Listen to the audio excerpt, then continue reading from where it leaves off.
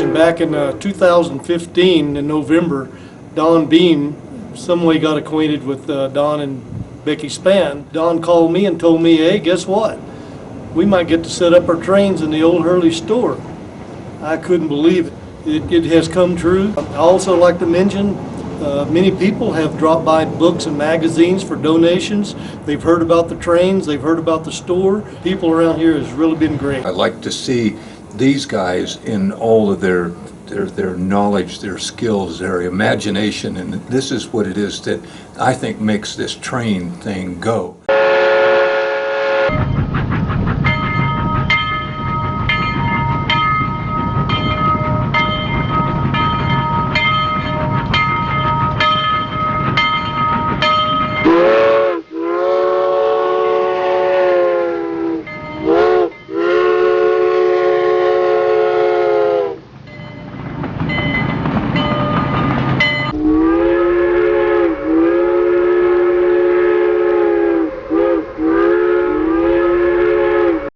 I've been sort of in and out of railroads all my working life.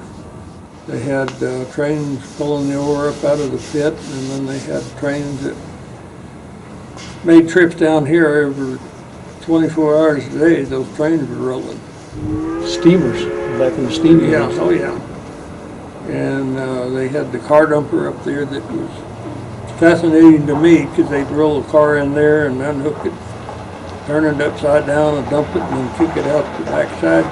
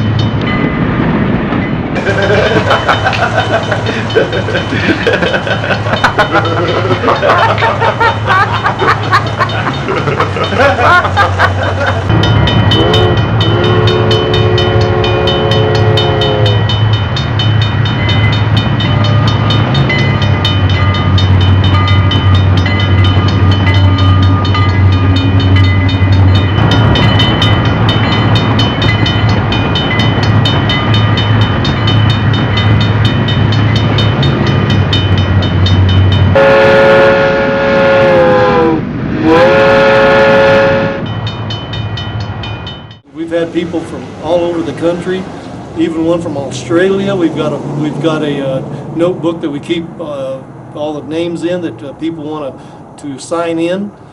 We've had people from Alabama and Arizona, Texas. I don't know who all, but we've really been fortunate with all the people that have donated to us. If you come in and see the trains and you want to learn more, or you want to get into trains, well, we can always guide you in the right direction.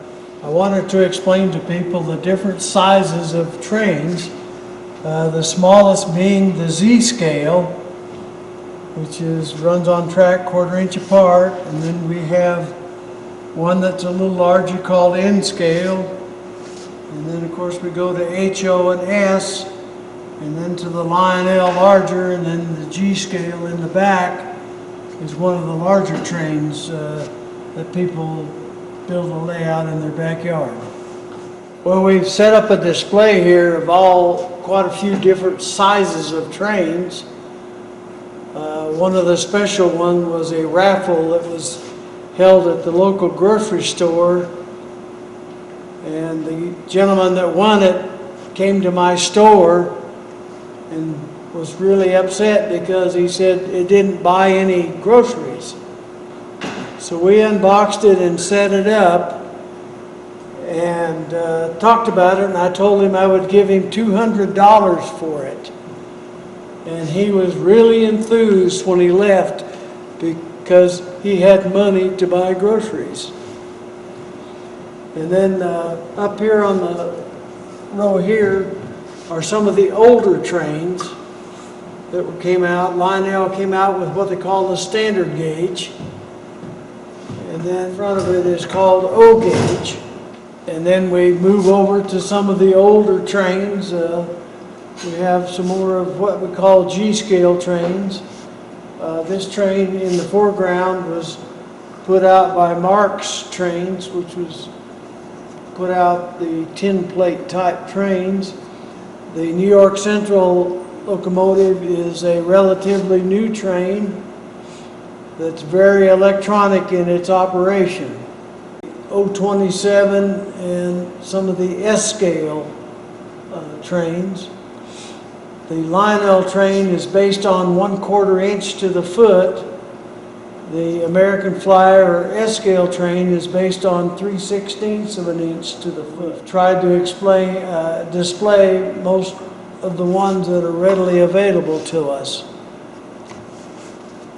We have what we call the geared locomotives that the mining and lumber business used because it was not a very fast locomotive, but it had lots of power and they could haul heavy loads with it.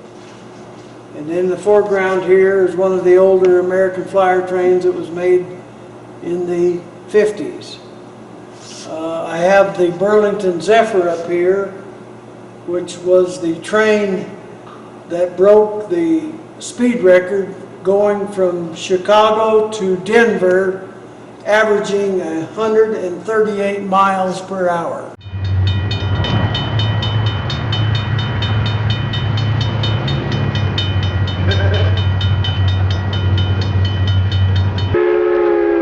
And it's been a great hobby.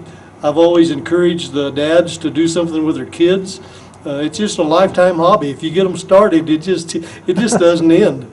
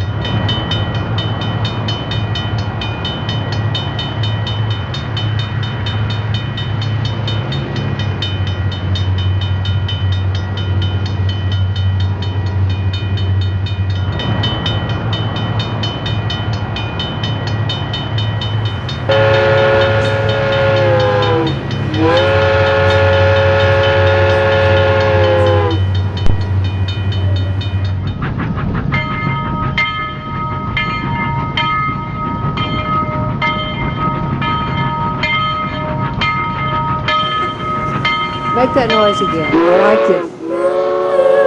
All right.